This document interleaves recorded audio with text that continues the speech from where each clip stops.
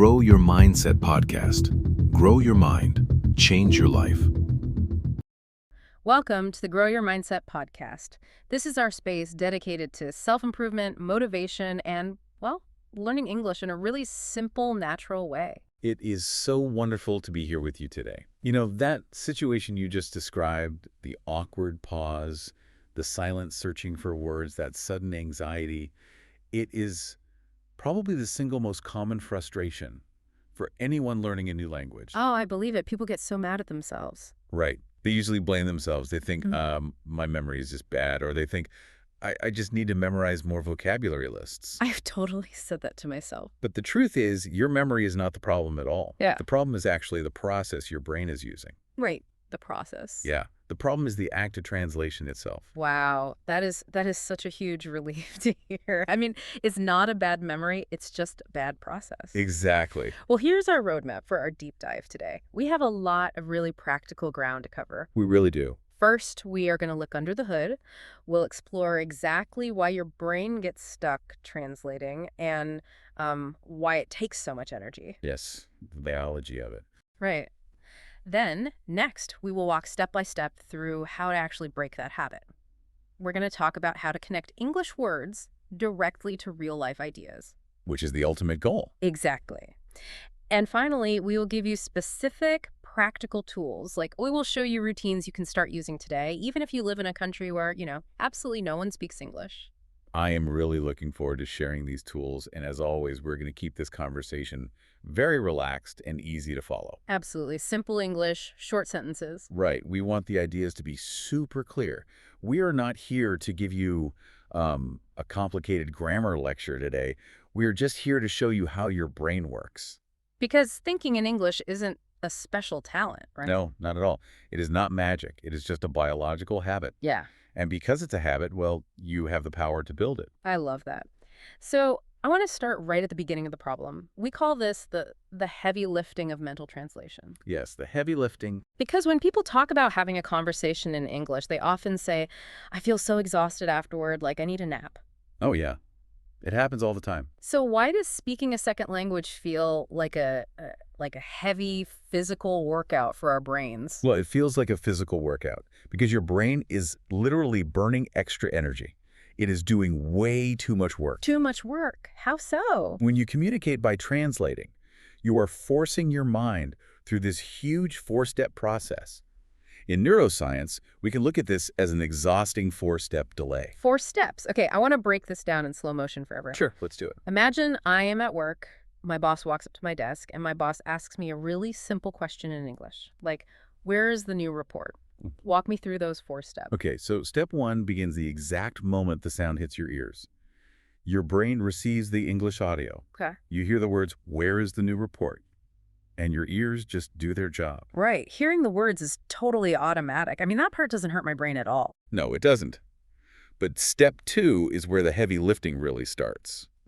Instead of understanding the English directly, your brain acts like a slow search engine. Oh, a search engine. I like that comparison. Right.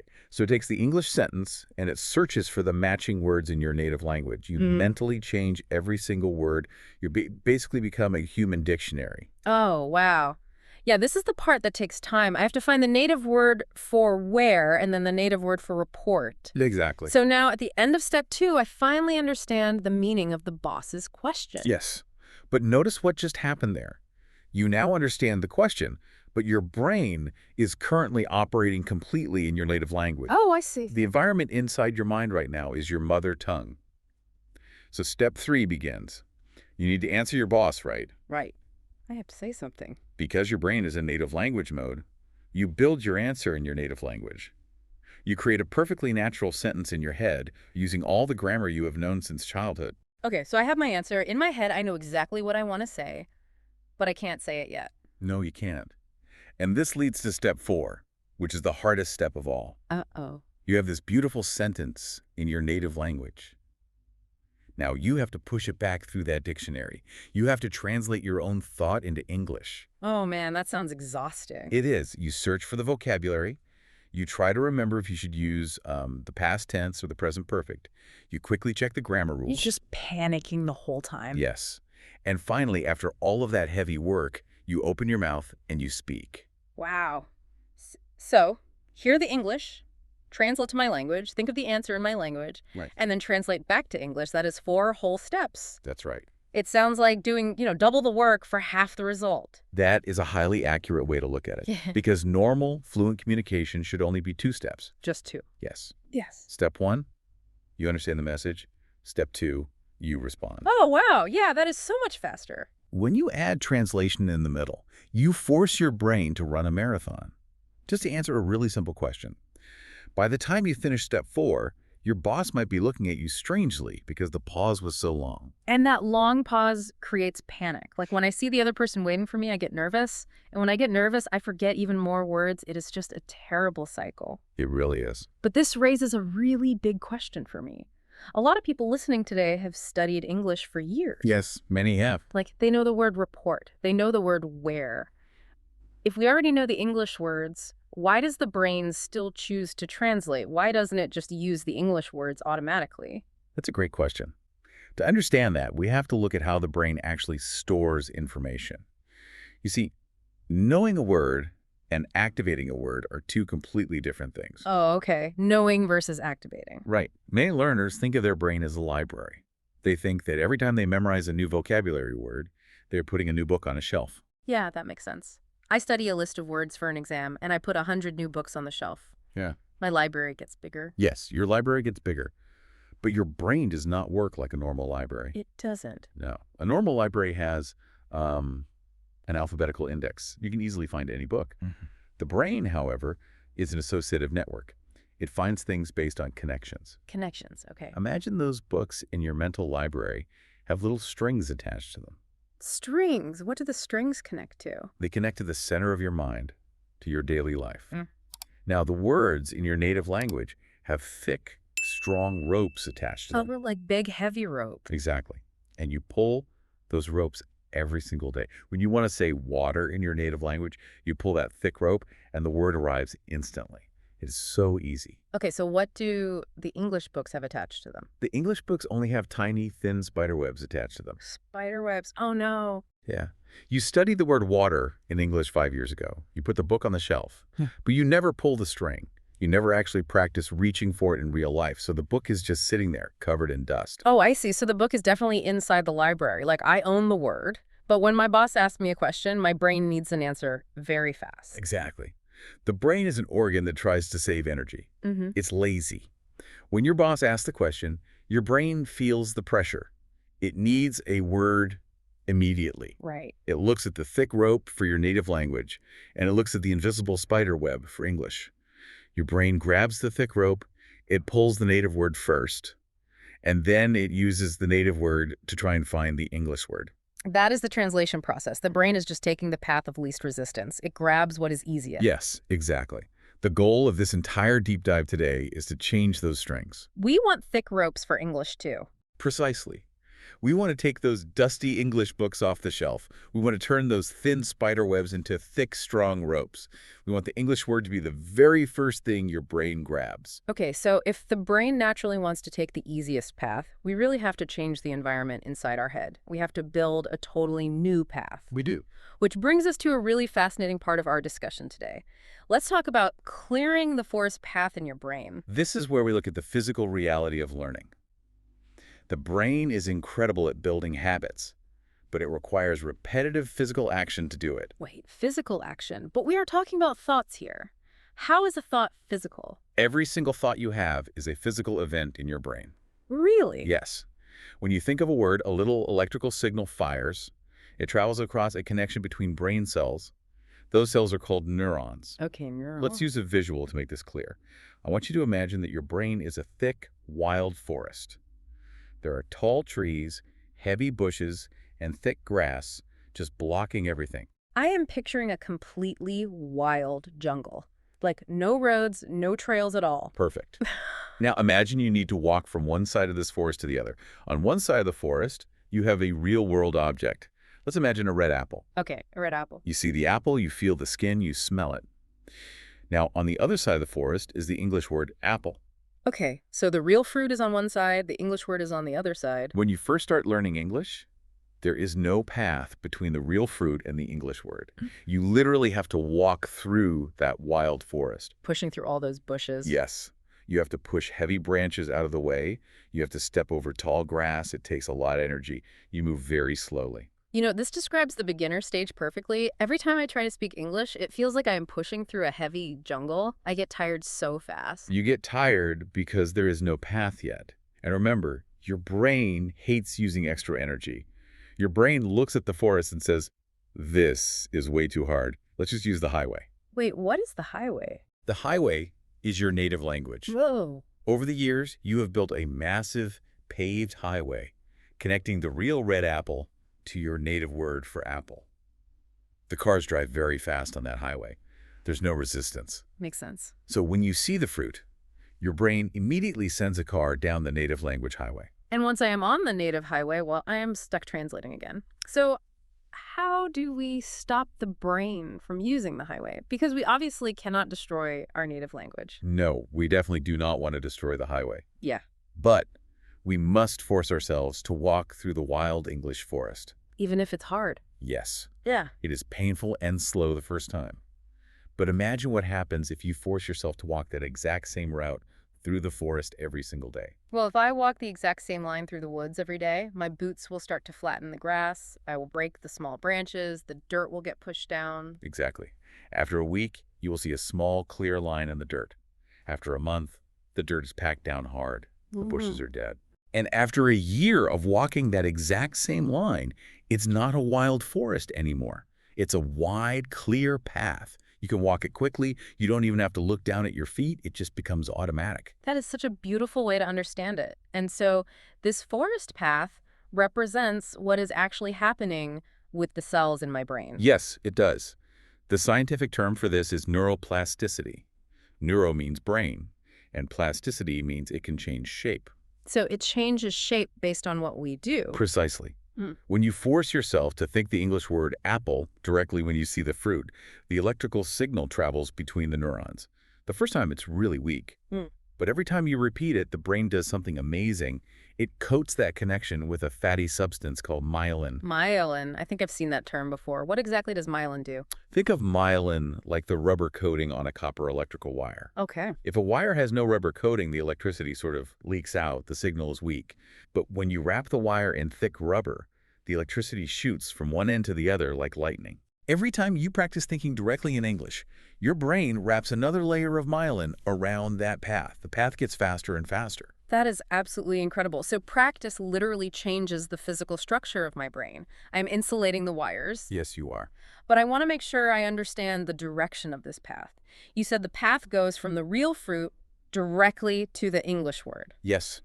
This is a very critical point. True fluency is a direct connection. Right, because if I'm translating, my path is different. My path goes from the English word to my native word and then to the real fruit. Exactly. Translation adds a middleman.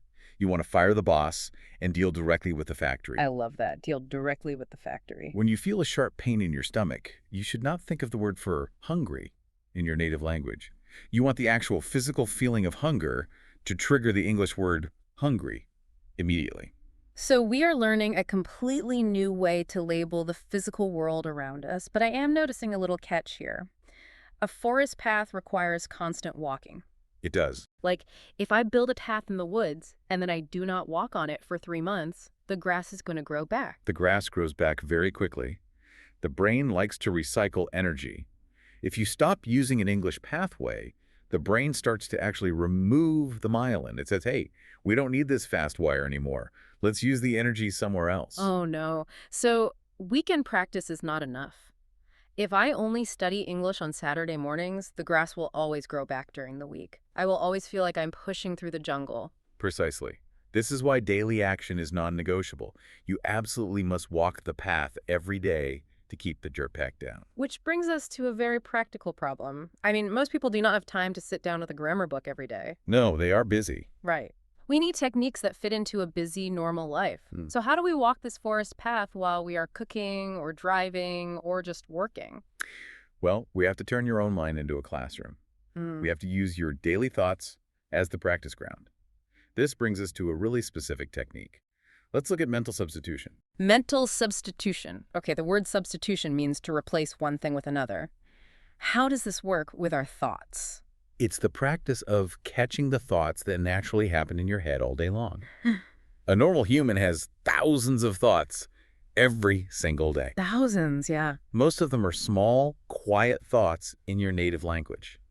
Mental substitution means you catch a native thought, you pause, and you try to build it in English instead. I think I need a concrete example of this. What does it look like in reality? Let's use a simple morning routine. You are standing in your kitchen, you pour a cup of coffee, you take a drink, and it tastes very bitter. Okay. Naturally, a thought pops into your head in your native language. The thought is, I need more sugar. Right. A completely automatic, natural thought. Yes. Now the technique begins. You notice that you just had a thought in your native language. You catch it like a butterfly in a net. Catch the butterfly. Got it. You stop. You ask yourself, wait, how would I say that exact thought in English? You mentally substitute the native words for the English words. You say inside your head, I need more sugar. Okay, that makes sense. I am taking the physical feeling of bitter coffee and connecting it directly to the English words need more and sugar. Oh, exactly. But I want to push back on this a little bit. If I translate that one sentence perfectly and I think I need more sugar in English, am I done? Is the path cleared? It is a good first step, but it is definitely not enough. Stopping after one perfect sentence is a very common trap. Why is it a trap? I mean, if the sentence is grammatically perfect, shouldn't I be happy and just move on to the next thought? It's a trap because real-world conversations are completely unpredictable. Mm-hmm. Think about what happens if you only build one path through the forest. Okay. What if a tree falls on that path? In a conversation, what if the other person does not hear you? Or what if your brain suddenly forgets the word sugar? Ah, I see. If my only plan is to say, I need more sugar, and I forget the word sugar, I am completely frozen. I have no backup plan. The conversation just dies. Exactly. You hit a wall. To be truly fluent, you must build flexibility. You must explore multiple routes through the forest. When you catch a thought, you shouldn't stop at one translation. You need to challenge yourself to find 2 or 3 different ways to express the exact same feeling. Okay, let's practice this flexibility right now. The feeling is bitter coffee. The first route was, I need more sugar. How else can I build this thought? Well, you could look at the coffee itself. You could think this coffee isn't sweet enough. Oh, that is a great second route. It uses the adjective sweet instead of the noun sugar. The grammar structure is totally different. Yes, it is. And let's find a third route. You could focus on your action. You could think, I think I should add some sweetener to this. I should add some sweetener. That feels very natural. So by doing this, I am not just creating one tiny trail. I am clearing a huge section of the forest. I am connecting the concept of bitter coffee to the words sugar, sweet, add, and sweetener. Precisely. If you forget one word during a real conversation, your brain will instantly grab another word from the cleared area. That is what fluency actually is. Wow. Fluency is not knowing every single word perfectly. Fluency is the ability to easily find another way to say something when you get stuck. I love that definition. Fluency is flexibility. So mental substitution is how we handle small, simple thoughts. But what about longer thoughts? What about the voice that talks to us all day? Yes. This leads to a concept called the inner monologue. The inner monologue is one of the most powerful tools for language learning. Your inner monologue is simply the voice inside your head. It is the voice you use to judge things, to plan your day, to complain about the weather. And right now, that voice speaks my native language. Exactly. We need to train it to speak English. Now, to be clear, we are talking about having full conversations with ourselves. Is this out loud or just silent in our heads? For this specific technique, it is silent. It is inside your head. And that silence is your secret weapon. How so? Well, the biggest barrier to speaking English is the fear of judgment. People are terrified of looking stupid in front of others. But inside your own head, it is a completely safe, zero-pressure space. That is very true. No one can hear my bad grammar if it stays in my head. But hold on, if I am talking to myself in my head and my grammar is terrible, aren't I just burning bad habits into my brain? Am I wrapping myelin around mistakes? That is a very valid concern. But at this stage of the journey, volume is more important than perfection. Volume, like just doing it a lot. Yes. We are trying to build the habit of reaching for English first. If you constantly stop to correct your silent grammar, you will kill the flow. You will just go right back to translating. We want the English words to flow like water, even if the water is a little messy at first. Okay, so the goal is to keep the engine running, even if it makes some funny noises. How do I start this inner monologue? What should I talk to myself about? This is where a lot of learners fail. They start their inner monologue by describing incredibly boring things. Boring thing. They sit in their bedroom, they look around, and they think, the wall is white, the bed is soft, I see a lamp. Oh, man, I have absolutely done that. It feels exactly like reading a beginner textbook. It is incredibly boring. And because it is boring, your brain will stop doing it after 5 minutes. Your brain is naturally designed to ignore boring information. It really does not care about the white wall. Right. To make the inner monologue work, you must use emotion and real opinions. Right. You have to connect the English language to things you actually care about. Okay, how do I do that? Give me a scenario where I use emotion instead of boring facts. Let's imagine you are walking through a shopping mall. You look in a store window and you see a pair of shoes. A boring factual thought would be, those are shoes. They are brown. Right. My brain is already falling asleep just hearing that. Exactly. Instead, inject your real personality into the thought. Use your inner monologue to judge the shoes. Think to yourself, wow, those are amazing. I would love to buy those, but they're probably way too expensive. Maybe I can find something similar online for a cheaper price. That is a massive difference. It has desire, it has hesitation about the price, it has a plan for the future. It's a real human thought. Yes, you are living your actual life in English. You are not just labeling objects like a robot. You are engaging with the world. I want to dig deeper into why this works. In our research, there is a lot of focus on the biologies of emotion. Why does adding emotion like desire for the shoes make the language stick in my brain better? It comes down to two small areas deep inside your brain. One is called the amygdala, and the other is the hippocampus. The amygdala and the hippocampus, keep it simple for me. What do they actually do? The amygdala is the emotional center. It processes fear, joy, anger, and surprise. The hippocampus is the memory center. It decides which memories to keep and which to throw away. And these two areas sit right next to each other in the brain. They are neighbors. So emotion and memory are physically connected? They're deeply connected. The brain is designed to keep us alive, right? If something makes you feel strong emotion like fear from a wild animal or joy from finding food, the amygdala shouts to the hippocampus, hey, remember this. This is important for survival. Wow. The memory is burned in deeply. If you feel no emotion, the amygdala stays quiet and the hippocampus just throws the memory in the trash. This explains so much. It explains why we can study a list of vocabulary words for 3 hours, feel incredibly bored, and forget all of them the very next day. The hippocampus just threw them away. Precisely. And it also explains why almost everyone learns swear words so quickly in a foreign language. Oh my goodness, that is a great point. I know swear words in languages I don't even speak. Why is that? Because when people use swear words, the situation is usually highly emotional. Someone is very angry or very shocked or laughing hysterically. The amygdala lights up like a firework. The hippocampus records the word instantly. You never have to study a swear word twice. It is permanently burned into the force path. Okay, so we want to use that biological trip to our advantage, but without walking around swearing at everyone, how do we trigger the amygdala in our daily life? You use the inner monologue to express strong daily reactions.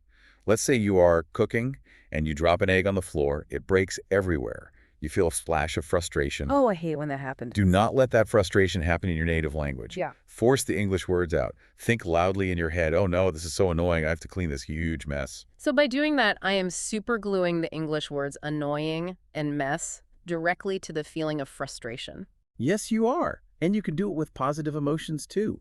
If you get a really nice text message from a friend, feel the warmth and think in English. This makes me so happy. It is so nice to hear from them. You are turning English into a living, breathing tool. It is no longer just a subject to study, it's a lens to experience your feelings. That is a very profound shift in mindset. We are putting words out into the world through our thoughts, but this engine needs fuel. I mean, we cannot just use the words we already know forever. We need new English coming into our brain. Absolutely. The inner monologue is the output, but you need fresh input to grow your vocabulary. You need to consume the language. Which brings us to the next stage of our discussion, the sweet spot of input and the courage of output. Let's start with input. Input means reading and listening. I feel like this is an area where learners get extremely frustrated. Oh, definitely. Some people try to read advanced political news, they get confused and they quit. Other people watch children's cartoons, get bored, and they quit. How do we find the middle ground? Finding the middle ground is the secret to acquiring language naturally. In linguistics, there is a famous concept called comprehensible input.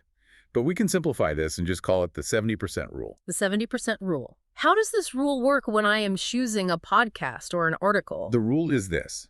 Whenever you read or listen to English, you should aim to understand about 70% of the material easily, without using a dictionary. Wait, why only 70%? Doesn't it mean I am failing if I miss 30% of the words? Shouldn't I look for things where I understand 100%? If you understand 100% of what you are reading, you're simply reviewing old information. You're staying completely inside your comfort zone. Your brain is not being challenged at all. Okay. It's like going to the gym and lifting a weight that is incredibly light. Your muscles will not grow. Okay, so 100% is too easy. But what if I am brave and I try to read a heavy scientific research paper where I only understand 30% of the words? If you only understand 30%, your brain will experience cognitive overload. It is like trying to lift a car. You cannot do it, you feel defeated, and you drop the weight. Yeah. Furthermore, if you do not know most of the words in a sentence, you have no clues to help you figure out the new words. Ah, clues. You are talking about using the context. Exactly. The magic of learning happens in that sweet spot at 70%. If you understand 70% of a paragraph, you know the environment, you know the characters, you know the general action. Right. When you suddenly hit a new word one of the 30% you do not know, your brain can act like a detective. You can use the surrounding words to guess the meaning. Let me see if I can build an example of this. Let's say I am reading a story. I read the sentence. The dog was incredibly happy to see his owner, so he wagged his blank. I know the words dog, happy, and owner. So even if I have never seen the word wagged or tail, my brain can guess what a happy dog does with its back end. That is a perfect example. You solved the puzzle using context. You did not open a translation app. And because your brain had to work a little bit to solve the puzzle, the hippocampus will remember the word tail much longer. It was an active discovery, not passive reading. That makes a lot of sense. So to apply the 70% rule, what kind of material should our listeners actually look for? The absolute best strategy is to read and listen to things about your own personal hobbies. Really? Why hobbies? Why not read grammar books or classic literature? Because with your hobbies, you already possess a massive amount of background knowledge.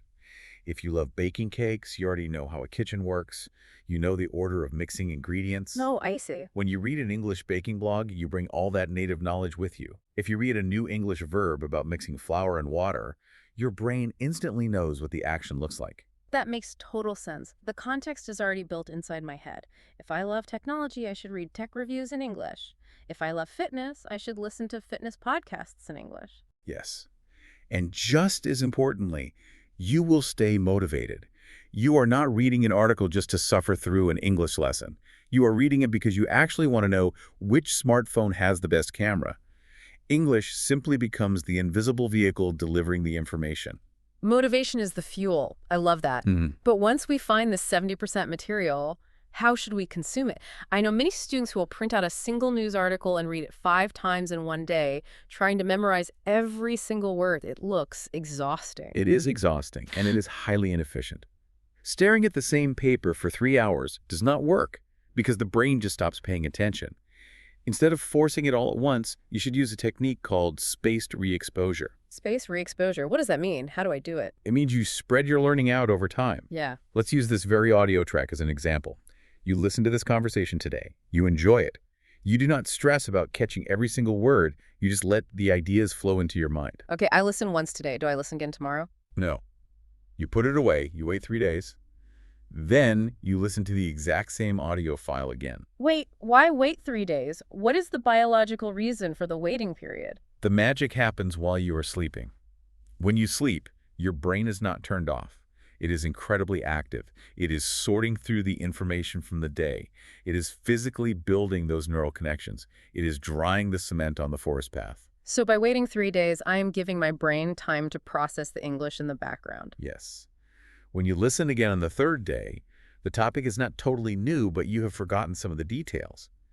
Your brain has to reach just a little bit to pull the memory back. Okay. That tiny bit of struggle, that reaching action, makes the neural path much stronger. You know, I have noticed this in my own life. When I listen to something a second time, a few days later, I suddenly hear whole phrases that I completely missed the first time. Exactly.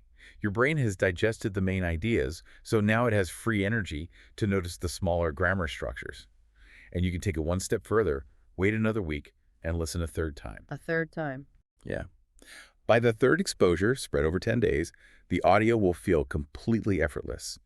You will jump from understanding 70% to understanding 90%. You will physically feel your own progress. Feeling your own progress is the greatest confidence booster. Oh, Okay, so we have the input. We are reading about hobbies. We are spacing out our listening. Now we have to talk about the scariest part, the output challenge. Speaking. yes, speaking. I have an analogy I like to use here because I think it highlights the exact problem people face. I love a good analogy. Let's hear it. My theory is this. You cannot learn to swim just by watching videos of Olympic swimmers. That is profoundly true. Walk us through why that applies to language. Well, you can sit on the edge of the pool all day. You can watch the best swimmers in the world. You can read a textbook about the physics of water. You can memorize exactly how to move your arms. You can know everything about swimming in your head. Right. But until you actually jump into the water and get wet, you have absolutely no idea how to swim. It is a brilliant comparison. Because swimming is not an intellectual exercise. It is a physical coordination. You have to feel the resistance of the water. You have to learn how to control your breath while your heart is beating fast. Speaking a language is also a deeply physical act. Yes, you have to train your mouth, your tongue, your lips, your vocal cords. They are muscles. They need to physically practice forming the strange new shapes of English sounds. You cannot just think the sound silently and expect your mouth to know what to do. And this is exactly where the fear enters the picture. When people stand at the edge of the pool, they are afraid of swallowing water. They're afraid of looking clumsy. When people are learning English, they are terrified of making mistakes. They want to speak perfectly the very first time they open their mouth. It's so much pressure. What do you say to the listener who stays silent in meetings because they are afraid of using the wrong verb tense? I say that you must completely change your relationship with mistakes. Mistakes are not a sign of failure. Mistakes are a sign of movement. The ultimate goal of language is communication, not perfection. Communication, not perfection. I like that. If I walk into a bakery and I use terrible grammar, but the baker understands me and hands me a piece of bread, I won. You absolutely won. The bread is in your hand. Information was transferred from your brain to the baker's brain. Yeah. The mission was accomplished. You have to view mistakes as friendly guides. Yeah. If you speak and you realize you used the wrong word, you now have a map. The mistake points directly to what you need to practice tomorrow. But if I am perfectly silent, I make zero mistakes. But I also get zero bread. Exactly. If you are never making mistakes, it means you are only using the safe words you learned 10 years ago. You are not growing. To expand your forest path, you must be willing to step into the dark parts of the woods. You must be brave enough to sound a little foolish sometimes. That definitely takes courage. But we know what we have to do. We understand the biology of the forest path. We know how to use the inner monologue. We know about the 70% rule. But practically speaking, what if I live in a town where absolutely no one speaks English? I can't just go to a cafe and talk to a native speaker. How do I practice speaking out loud by myself? This is the reality for millions of learners around the world. But you do not need a native speaker to train your brain. You can build the highway yourself. Let's look at 3 specific, highly practical tips you can use in your daily life to force English activation. I'm ready. I love actionable advice. What is practical tip number 1? Practical tip number 1 is called the 3 routine rule. The 3 routine rule. I'm trying to think of how I would fit practice into my day. I have almost zero free time, but I do have dead time. Time when my hands are busy, but my brain is empty. Is that what this is? Yes, you are going to weaponize your dead time. I want you to pick 3 activities that you do every single day, without fail. Things that are so automatic you do not have to think about them. For example, making your morning coffee, riding the bus to work, and brushing your teeth at night. Okay, those are 3 solid daily anchors. What do I do during those times? During those 3 specific windows of time, you are going to silently narrate what you are doing in English. You become the storyteller of your own life. So while I am brushing my teeth, I look in the mirror and think, I am putting the toothpaste on the brush. I am turning on the cold water. Yes, but remember our rule about flexibility.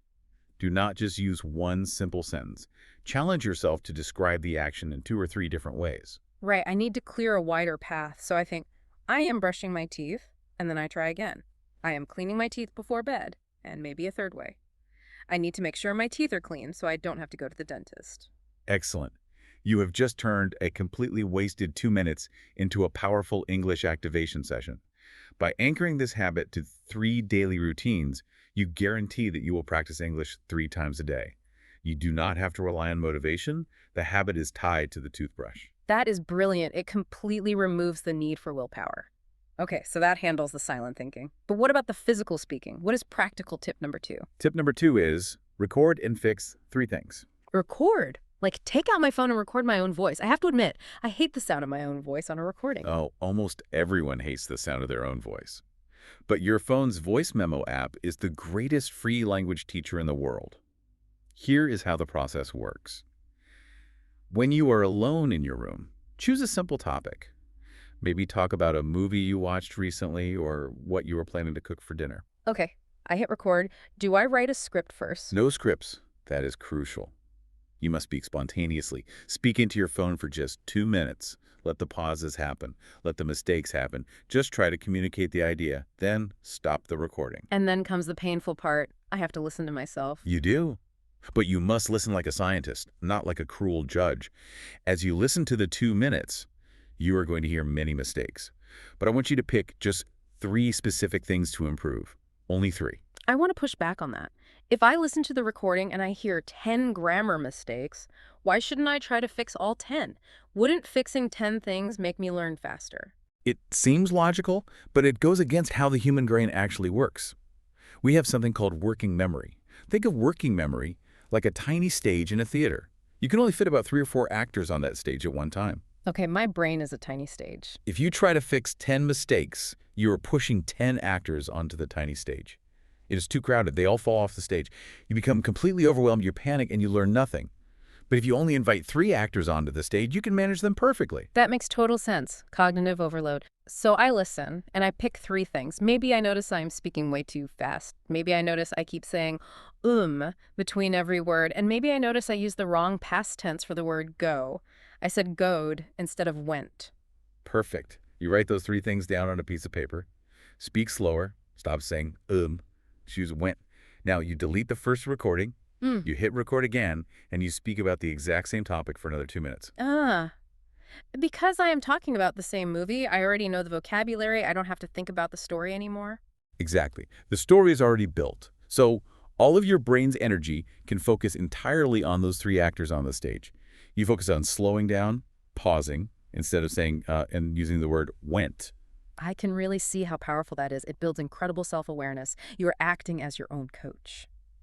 Okay, we have the 3 routine rule for silent practice. We have the recording rule for focus correction. What is practical tip number 3? Tip number 3 is the out loud self-talk narrative. This sounds a bit like the 3 routine rule, but using my physical voice. Yes. The 3 routine rule is silent. This technique requires you to vibrate your vocal cords. While you are doing physical chores around the house, like folding laundry, washing the dishes, or sweeping the floor, I want you to become a documentary narrator of your own life, out loud. Okay, so I am wiping down the kitchen table. The house is empty. I just start talking to the walls. You speak naturally, as if you are explaining your actions to a YouTube audience. I'm looking in the refrigerator now. I am pretty hungry. I think I will make a turkey sandwich. Oh wait, we are out of tomatoes. I guess I'll just use extra cheese. I have to be honest, if my family walks in while I'm doing this, I am going to feel very silly. It feels ridiculous the first few times you do it. But the biological benefit is massive. You are building the muscle of spontaneous reaction. Because I am reacting to the physical world in real time. Yes, in a real conversation with a human being, you do not have 5 minutes to plan your sentence. You have to react instantly to what the other person says. By narrating your life out loud, you are training your brain to generate English words the exact second your eyes see an object. Right. You see the empty tomato drawer, and the English words fall out of your mouth immediately. You're proving to your brain that it can bypass the native language highway. That is fantastic. These 3 tips are highly actionable. But I want to address the elephant in the room. Even with all this amazing daily practice, there will be hard moments. Always. You practice in your kitchen, you feel great, and then you go to a real business meeting. Someone asks you a question, the anxiety hits you, and you completely freeze up. The mind goes blank. How do we survive a mental block in the real world? Mental blocks are a biological reality. We have to understand what happens during anxiety. When you feel nervous, your brain senses danger. It triggers the fight or flight response. Your body releases a stress hormone called cortisol. I know cortisol. It makes my heart race and my hands sweat. Yes. And cortisol also does something else. It temporarily blocks access to the complex creative parts of your brain. It shuts down the language center. Your brain says, "We are in danger. Stop thinking about complex English grammar and prepare to run away." Oh, wow. You literally cannot find the words because the door to the library is locked. That is exactly what it feels like. The door is locked. So how do we pick the lock? Give me a strategy. Solution A is to use filler phrases. Filler phrases are your safety net. They're designed to buy you time so the cortisol can drop and the door can unlock. What exactly is a filler phrase? Let's say your colleague asks you a difficult question about a project. Instead of standing in awkward, terrifying silence while you panic, you slowly open your mouth and say, "Well, let me think about that for a second," or "That is a really interesting question, actually." Oh, I see the trick. By saying, "Let me think about that." I am physically speaking English. The colleague hears me. The conversation feels completely natural, but the phrase is memorized. It takes zero brain power.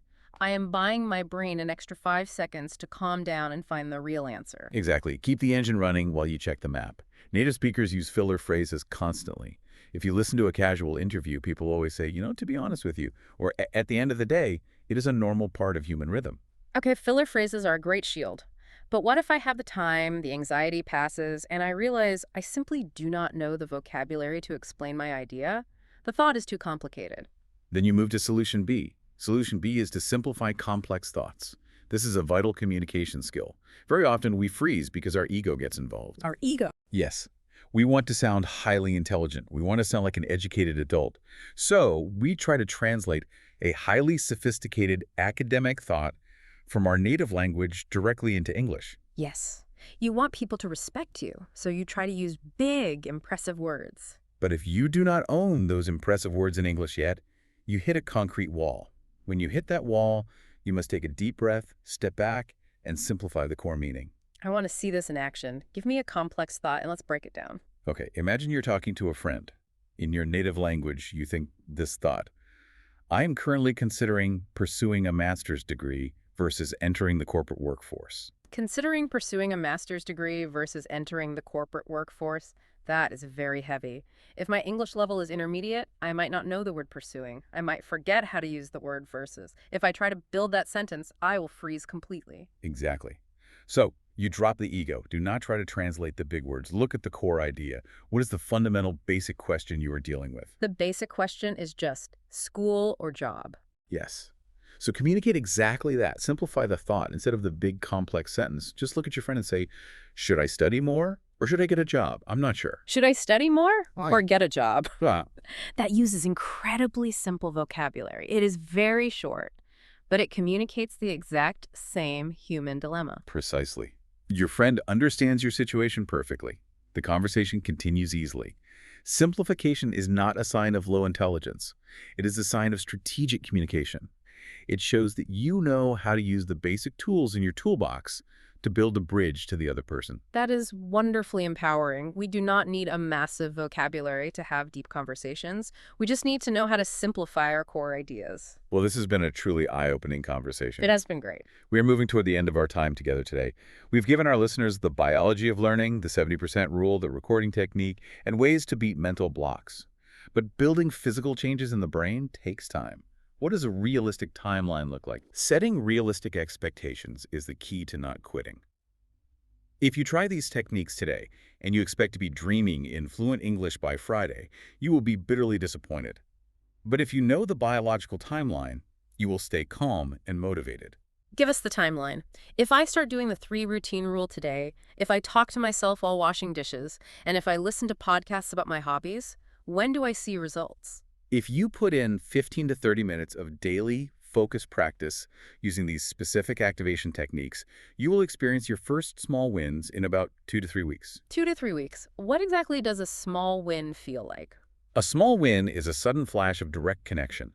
You might accidentally drop your keys on the floor, and before you even realize it, the English word "whoops" pops into your head instead of your native word. Or you might have a tiny 5-second dream in English. That flash of connection proves the forest path is starting to form. What happens next? If you stay consistent, around the 2-month mark, the inner monologue becomes much easier. You won't have to force it as much. It will start to turn on automatically when you're walking down the street. Wow. You will look at a menu in a cafe and realize you were just seeing the food, not translating the words. The grass on the path is completely flattened down. The path is getting wider. Exactly. And if you continue to walk that path every single day around the 6-month mark, you reach a beautiful milestone. You achieve a feeling of automaticity. You will still make grammar mistakes. Learning is a lifelong journey. But the painful, heavy lifting of the 4-step translation process will be gone. You will hear English, understand it directly, and respond directly. 6 months of daily practice to physically rewire how your brain interacts with the world. That is a small price to pay for a lifetime of easier communication. But I want to echo a word you used, consistent. Consistency beats intensity every time. It is the absolute truth. Practicing 15 minutes a day for a month will build thick myelin. Studying for 5 hours on a Sunday and then doing nothing for 2 weeks will build absolutely nothing. The brain needs a daily signal to keep the path clear. I want to take a moment to speak directly to everyone listening to this right now. Learning to think in a second language is one of the most complex, beautiful things a human brain can do. You are literally creating a second version of yourself. It is a brave process, and it is a difficult one. It takes genuine courage. So please, be kind to yourself along the way. Do not speak to yourself cruelly when you forget a word. Do not call yourself stupid when you mess up a verb tense. You are building new roads in a wild forest. Celebrate every tiny victory. If you guess the meaning of one new word today using context, you won. If you speak to your phone for 2 minutes without stopping, you won. That self-compassion is absolutely critical because on this journey, there will be times when you feel like you're failing. I want to prepare all the listeners for a biological reality called the plateau. The plateau, the flat line. What is a plateau and why does it make people quit? A plateau is a period of time, sometimes weeks or even a month, where you are practicing every single day, but you do not feel any improvement. Your English feels completely stuck. You feel like you've hit a ceiling. This is the moment when most people quit because they assume their brain is broken or they have reached their maximum limit. But the brain is not broken. What is actually happening under the hood during a plateau? Under the surface, your brain is doing its most important work. When you learn a lot of new things quickly, the brain becomes messy. During a plateau, the brain stops taking in new vocabulary and it focuses on organizing the information. It is connecting the new grammar rules to the words.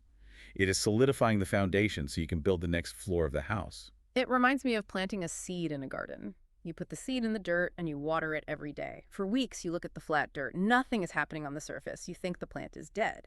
But underneath the soil, invisible to your eyes, the roots are growing deep and strong into the earth. That is a perfect metaphor. The roots must grow deep before the tree can grow tall. So when you hit a plateau, you must logically trust the process. Do not panic. Do not change your entire routine. Just keep watering the dirt. Keep doing your daily habits. One morning, the plant will break through the surface and you will suddenly feel a massive jump in your fluency. Trust the plateau. Trust the plateau, clear the forest path, and take those dusty books down from the shelf. We have covered an incredible amount of ground in our time today. From understanding the neuroscience of the 4-step delay, to using the amygdala to remember words, to simplifying complex thoughts when anxiety hits, you now have the map of the forest.